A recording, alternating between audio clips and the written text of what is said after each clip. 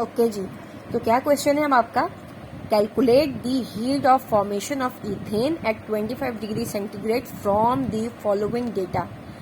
अच्छा, ये क्वेश्चन के पहले मैं आपको एक जनरल स्कीम बता दूं भाई कि ये जो आपका क्वेश्चन है वो आता किस तरह से है। हीट ऑफ फॉर्मेशन के आपको न्यूमेरिकल्स आते हैं पेपर में और वो आते किस तरह से, देखें। तो जब आपका हीट ऑफ फॉर्मेशन का न्यूमेरिकल आता है तो आपको एक पहला रिएक्शन दिया हुआ होता है जिसकी हीट ऑफ फॉर्मेशन की वैल्यू आपको निकालनी होती है, ये आपका काम होता है, ठीक है। फिर दूसरी जगह क्या बात है कि एक आपको ये रिएक्शन दिया हुआ है जिसकी अपने वैल्यू निकालनी है, जाहिर से बात है भाई न्यूमेरिकली कुछ ना कुछ तो मालूम करना है, तो वो मालूम करने के लिए आपको यहाँ पहला रिएक्शन दिया हुआ है जिसकी आपने कैलकुलेट HF की वैल्यू को क्या करना है, कैलकुलेट करना है, सही है। और इस टाइप के क्वेश्चंस में आपको 3, 4 या 2 आपको क्या होते हैं, दूसरी इक्वेशंस दी हुई होती हैं। तो करना क्या होता है कि आपकी ये जो मतलब कि जो एक तो वो इक्वेशन है जिसमें आपने डेल्टा HF की वैल्यू मालूम करनी है उसको आप हटा दें। उसके अलावा जो आपकी वैल्यू जो आपकी इक्वेशंस हैं उन इक्वेशंस को इस्तेमाल करके आपने क्या करना होता है, इस इक्वेशन की डेल्टा HF की वैल्यू को मालूम करना होता है। ये होता है आपका काम इस तरह के क्वेश्चन में। लेकिन क्वेश्चन फिर वही बात है, क्वेश्चन के अंदर कोई फॉर्मूला नहीं है, कोई चक्कर यूनिट्स वगैरह का नहीं है। आपकी बेसिक मैथ्स से आप मैथ्स पढ़ के आए हैं अभी तो मैथ्स अगर सही होगी तो फिर आपको इस क्वेश्चन को करने में कोई प्रॉब्लम नहीं होगी। और इस क्वेश्चन को रादर मैं बोलूँ कि भाई ये केमिस्ट्री का क्वेश्चन है, इसको आप ऐसे अगर सोचें कि ये मैथ्स का क्वेश्चन है तो आपके लिए ज़्यादा आसानी होगी, क्योंकि यहाँ पर मैथ्स ही लग रही है, पूरी तरह मैथ्स लग रही है। केमिस्ट्री का लॉजिक यहाँ पे ज़रा कम लग रहा है, सही है, क्योंकि दैट से समीशन की बात आ गई है। अच्छा जी, अब क्या है, अब ज़्यादातर ऐसे में होता क्या, देखें आपने हमने यहाँ पे आपको जो दी हुई है इक्वेशन, इनमें नाम भी लिखा हुआ है। ये आपकी इक्वेशन नंबर 1 है, it is your equation number 2, ये इक्वेशन नंबर 3 है और ये है आपकी इक्वेशन नंबर 4, सही है। और इसके साथ इसकी हीट ऑफ फॉर्मेशन की देखें, इस वाले की हीट ऑफ फॉर्मेशन की वैल्यू निकालनी है, बाकी रिएक्शंस की वैल्यूज गिवन है। भाई जाहिर सी बात है इनके मदद से आपने इनकी मदद से निकालनी है, तो इनकी वैल्यूज आपको यहाँ पर गिवन है, सही है। अब क्या है, अब ज़्यादातर इन क्वेश्चंस में भाई एक छोटी सी मैं ट्रिक बता दूं। ज़्यादातर क्या हो रहा होता है कि आपने जो है 2 को और 3 को प्लस करना होता है, सेकंड और थर्ड इक्वेशन को, और फिर उसको निकाल देना होता है 4 में से, लेकिन चेंजेस करने पड़ जाते हैं। देखें अब करना क्या है इस काम के अंदर आपके पास, कि आपके ये 3 रिएक्शंस हैं दिए हुए, 3 इक्वेशंस दी हुई हैं, इन 3 इक्वेशंस को इस तरह से सॉल्व करना है, इस तरह से इनको प्लस करवाना है या माइनस करवाना है या मल्टीप्लाई करवा के प्लस या माइनस करवाना है कि आपकी आखिर में फाइनल स्टेप में ये वाली इक्वेशन निकल के आए जो कि लिखी है 2C प्लस का 3H2 गिव्स C2H6, इथेन दे रहा है आपको, सही है।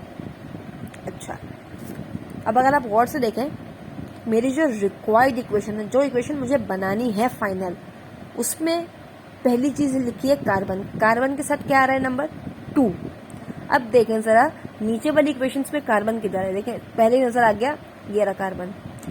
लेकिन हमने क्या कहा कि हमें चाहिए ये इक्वेशन, जिसका मतलब हमने कार्बन को 2 बनाना है, जिसका मतलब अब क्या करा जाएगा, कार्बन को 2 बनाने के लिए, कार्बन को 2 बनाने के लिए हम क्या काम करेंगे, हम मल्टीप्लाई करवा देंगे इसको 2 से, तो आपका कार्बन 2 हो जाएगा।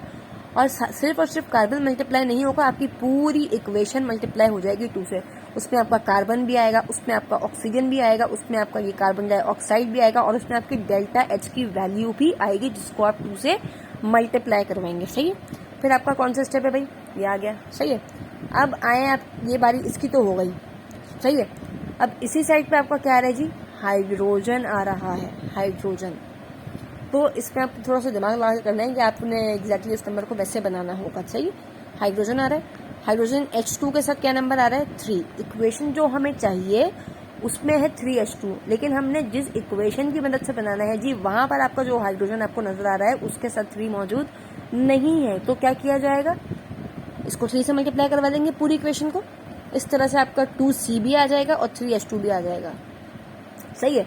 तो आपने मिनिमम 2 इक्वेशंस का काम आपको पता लग गया, भाई हमने इसको मल्टीप्लाई करवाना है, तो सही है। क्या लिख दिया मैंने यहाँ पे, मल्टीप्लाइंग इक्वेशन 2/2 एंड 3/3, 2 को 2 से मल्टीप्लाई करवा दिया, 3 को 3 से मल्टीप्लाई करवा दिया, इस तरह से हमारा 2C प्लस का 3H2 आ गया है। अब जरा देखिए काम क्या है, अब आपने क्या करवाया, इनको आपने करवाया इनको ऐड क्यों करवाया जी, कि हमें ये और ये चाहिए, सही है। तो इन दोनों को एक तरफ लाने के लिए भाई ज़ाहिर सी बात है क्या करेंगे, दोनों को ऐड कर देंगे तो ये चीज़ आपकी एक तरफ आ जाएगी।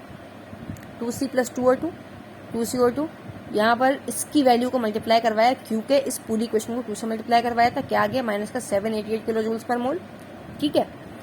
यहाँ पे 3 से मल्टीप्लाई करवाया था तो भाई 1/2 था, 3 मल्टीप्लाई बाय 1/2 3/2 बन गया है। तो ये आपकी इक्वेशन इस तरह से 3 से मल्टीप्लाई करवाने के बाद आ गई है और डेल्टा एच की वैल्यू को भी हमने 3 से मल्टीप्लाई करवा दिया, सही है। अब ये आपकी इक्वेशन हो रही है ऐड का मतलब भाई ये इस तरफ का ऐड होकर इस तरफ आएगा, इस तरफ का ऐड होकर इस तरफ आएगा। 2c प्लस का 2o2 सॉरी 2c प्लस का 3h2 प्लस का, अब देखें जरा गौर से देखें, यहाँ पर भी O2 है, यहाँ पर भी O2 है। जिस तरह से करते थे भाई मैथ्स के अंदर a + a = 2a, वैसे यहाँ पर भी तो होगा, वेरिएबल सेम है, दोनों O2 हैं। तो 2 + 3/2 करेंगे जी, एलसीएम लेंगे तो 7/2 आएगा, तो आपने लिख दिया 7/2O2। अब ये अलग अलग ऑक्सीजन को नहीं लिखा जाएगा, ऐड करने का मतलब है कि इनकी जो वैल्यू को सम करके आंसर आएगा वो यहाँ पे लिखेंगे, सही। और एरो के बाद क्या है 2CO2 प्लस का 3H2O, सही है। याद ख्याल इस बात का रखना है क्योंकि आपने निकालनी डेल्टा एचएफ की वैल्यू, यहाँ तब्दीली कर दें वहाँ तब्दीली करें ही ना डेल्टा एचएफ के स्टेप में, तो काम खराब हो जाएगा, सही है।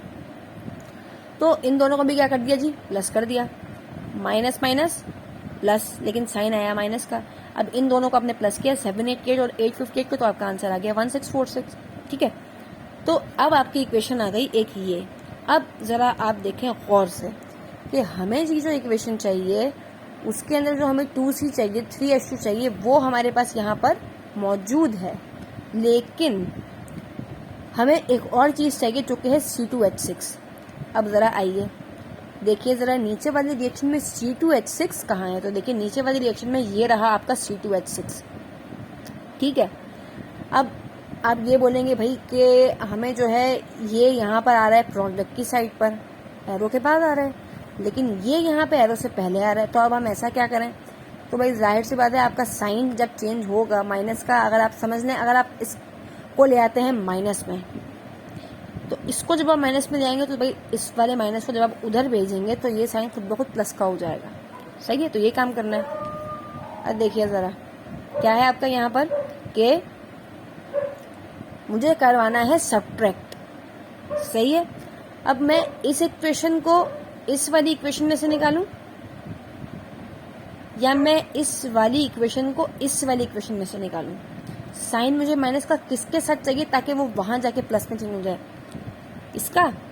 तो इसका मतलब क्या हुआ कि ये आएगा नीचे, तो मैंने इसको नीचे ऊपर लिख दिया, इसको मैंने लिख दिया नीचे, और जो चीज़ आपकी ऊपर आती है जिसमें से आप सब्ट्रैक्ट करवा रहे होते हैं उसको आप फ्रॉम के बाद लिखते हैं, सही है। तो ये हम ऊपर लिख रहे हैं, ये हम नीचे लिख रहे हैं, क्योंकि इसकी वैल्यू आपकी जब माइनस में आएगी तब वहां जाके प्लस में होगी। तो मैंने क्या लिख दिया भाई, subtracting equation 4 from above equation, कि आपकी इक्वेशन जो ऊपर वाली इक्वेशन है ये आपने लिख दी, इसमें से आपने निकाल देनी है अपनी इक्वेशन 4, और हमने इसको भी अपना यहाँ पर लिख दिया।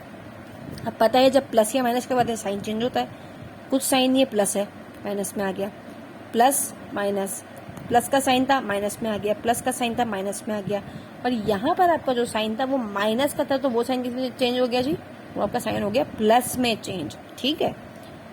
अब जरा गौर से देखें, इससे ये हो गया कैंसिल, 2CO2 से 2CO2 भी कैंसिल हो गया, 3H2O से 3H2O भी आपको कैंसिल हो गया, बचा क्या है यहाँ पर 2C प्लस का 3H2। अच्छा, अब अगर मैं बोलूँ कि मैं इसको ऐसे लिख रही हूँ जी कि 2C प्लस का 3H2 माइनस का C2H6, तो ये एरो के साइड, तो कभी देखा है क्वेश्चन में माइनस आ रहा हो, सही है। इसीलिए हमने कहा था कि अब आपका ये माइनस में आ रहा है, इसको मैं वहां ले जाऊंगी तो ये आपका प्लस में आ जाएगा, ठीक है। तो ये आपकी इक्वेशन आ गई, कैलकुलेशन यहाँ पर भी कर दी, प्लस माइनस कर दिया, कैलकुलेटर में आपका आंसर आ गया। अब जरा गौर से देखें, ये जो आपकी इक्वेशन आई है क्या ये वही इक्वेशन नहीं है जो इक्वेशन आपसे पूछी गई थी सवाल में, वही इक्वेशन है। तो भाई ये वही इक्वेशन है, तो आपका काम हो गया यहाँ पर, सही है। और डेल्टा एच की वैल्यू आ गई, ये इसका आंसर है। तो ये क्वेश्चन आपके ज़्यादातर मैथ्स से रिलेटेड है, थोड़ी सी मैथ्स का लॉजिक लग रहा है, दिमाग लगा के थोड़ी सी प्रैक्टिस करनी है, कोई न्यूमेरिकल में फॉर्मूला नहीं है, इस तरह का चक्कर नहीं है, सिंपल मैथ्स है, प्रैक्टिस कर लें, पेपर में एक क्वेश्चन आपका इससे होपफुली निकल जाएगा, ठीक है। इसके क्वेश्चंस की प्रैक्टिस करें, अगर जाके कोई क्वेरी होती है तो मुझसे पूछें आगे। और ज़्यादातर केसेस में याद रखिए कि भाई आपने 2 + 3 - का 4 करवाना हो रहा होता है, लेकिन अब ये हो सकता है हाँ कि जिस तरह से यहाँ पे आपको 2+3, अगर मैं बात करूँ यहाँ पे अगर आप डायरेक्ट 2+3 करवाते तो भाई यहाँ कार्बन में कुछ भी नहीं था, जबकि आपको जो इक्वेशन चाहिए वहाँ पे आपके पास कार्बन में 2 था, तो मैंने यहाँ पे 2 से पहले मल्टीप्लाई करवाया। इसी तरह पहले H2 को 3H2 बनाने के लिए 3 से मल्टीप्लाई करवाया, फिर दोनों को प्लस किया और फिर इसमें से माइनस करवाया है, तो मल्टीप्लीकेशन का केस आपका हो सकता है। ठीक है, ये इस तरह का क्वेश्चन है, कोई मसला हो तो पूछना है।